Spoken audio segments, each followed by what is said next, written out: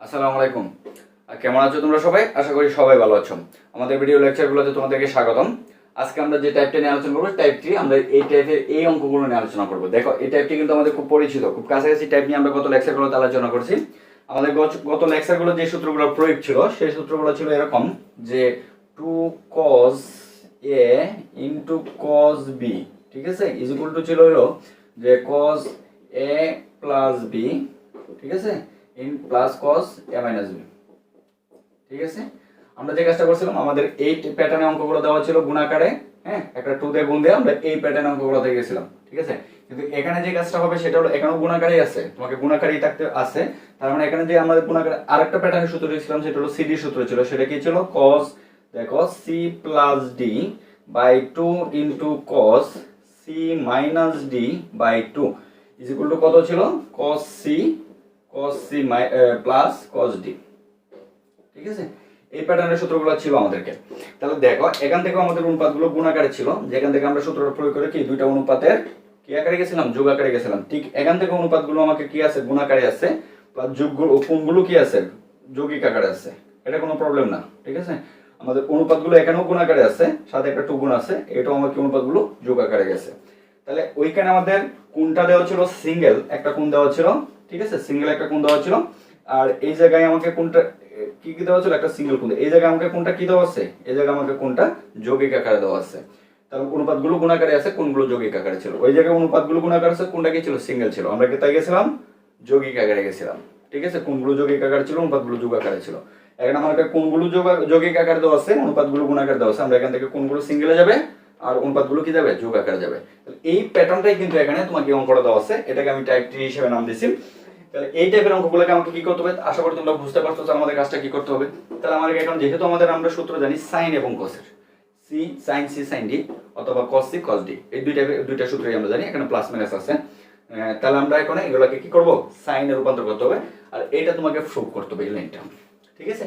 তাহলে সমান সমান দেখো আমরা এগুলোকে সাইনে যাই। তার মানে আমরা যেগুলো সাইন কত 45 প্লাস থিটা বাই 2 বাই হলো cos, ঠিক আছে, 45 প্লাস থিটা বাই 2, ঠিক আছে, ইনটু এটা হবে sin 45 মাইনাস থিটা বাই 2, এটা হবে cos 45 মাইনাস থিটা বাই 2, ঠিক আছে। তার মানে দেখো আমাদের নরমালি যেটা আসছে যে cos c d cos c plus d by 2 cos c minus d by 2, ঠিক আছে। ওইটা হলো sin c plus d by 2 sin c minus d by 2, ঠিক আছে। ওকে, কিন্তু আমাদের এখানে একটা 2 গুণ আকারে আছে, তার মানে একটা 2 লাগবে, ঠিক আছে। উপরের সূত্রটাও আমাকে একটা 2 লাগবে, তার মানে আমরা কি করব? একটা 2 গুণ দিয়ে দেব। তার মানে একটা 2 গুণ দিয়ে দিলাম, একটা 2 গুণ দিয়ে দিলাম। তাহলে উপরে নিচে 2 গুণ দিলে কোনো প্রবলেম নাই, কাটাকাটি করলে আমাদের আগে রাশি আসে। ওকে, তাহলে আমরা এখন কি লিখব? এটা সমান সমান লিখব। নিচেরটা সমান সমান কি হবে? cos c plus cos d, দুইটাই cos আছে, ঠিক আছে। তার মানে cos c plus d, cos c কে 45, ঠিক আছে, প্লাস cos d কে থিটা, মানে cos d, ঠিক আছে, cos থিটা। এরপরে দেখো উপরেটা কি আসে? উপরেটা হলো sin c plus d sin। এখন তুমি এখানে যে কাজটা করতে হবে, এখানে একটা পেস লাগার জায়গা, সেটা হলো দেখো আমরা একটা নরমাল সূত্র শিখেছি। sin এর সূত্রটা ছিল হলো sin c minus cos c minus cos d এর সূত্রটা, cos c minus cos d এর সূত্র যেটা ছিল যে cos d is equal to ছিল হলো যে 2 sin, ঠিক আছে, কত? c plus d by 2 into sin d minus c by 2, কিন্তু d মাইনাস c বাই 2, ঠিক আছে। তাহলে দেখো এখানে কিন্তু আমাদের এটা কিন্তু cos এর সূত্র, কিন্তু উপর দুইটাই sin অনুপাত হবে cos এর ক্ষেত্রে, ঠিক আছে। তাহলে দেখো এটা ছিল আমাদের d-টা কি ছিল? d-টা কিন্তু মাইনাসের পরে কোনটা ছিল? মাইনাসের পরে কোনটা ছিল? d-টা, সেটা কিন্তু এখানে মাইনাসের আগে চলে আসছে, যেটা নরমালি একটু ব্যতিক্রম ছিল। সকলগুলো আমাদের প্লাসের মাইনাসের পরে d-টা হয়, কিন্তু এখানে মাইনাসের আগে চলে আসছে। তাহলে আমাকে এখানে একটু খেয়াল করতে হবে। তাহলে আমরা এখানে d এবং c-টা একটু ভালোভাবে সিলেক্ট করতে হবে। তাহলে দেখো আমরা নরমালি মাইনাসের আগে যে d-টা আসছে এটাকে আমরা d হিসেবে সিলেক্ট করব, এটাকে আমরা d ধরবো, আর এটাকে কি ধরবো? c ধরবো, ঠিক আছে। তাহলে এই হিসাবটা একটু মাথায় রাখবা। তাহলে আমরা এটাকে t-টাকে কি ধরতেছি? c, আর এটাকে কি লিখতেছি? d, ঠিক আছে। তার মানে আমরা এটা সমান সমান কি লিখবো? cos c minus cos d, তার মানে cos c, তার মানে cos থিটা, cos c মানে হলো cos theta minus cos d মানে হলো 45। আশা করি বুঝতে পারছো আমাদের কাজটা কি, ঠিক আছে, ঠিক আছে। এই হলো আমাদের কাজটা। এখন দেখো আমরা যে নরমালি যে করব যে আমরা এখন মানগুলো বসাই দেব। যে এখন দেখো এখানে আমার cos থিটা থাকলো, এটা তো আর কিছু করার নাই। ওকে, মাইনাস cos 40 মান হলো 1/√2 আর এখানেও cos 40 মান হলো 1/√2 প্লাস কত cos θ। ঠিক আছে, cos θ।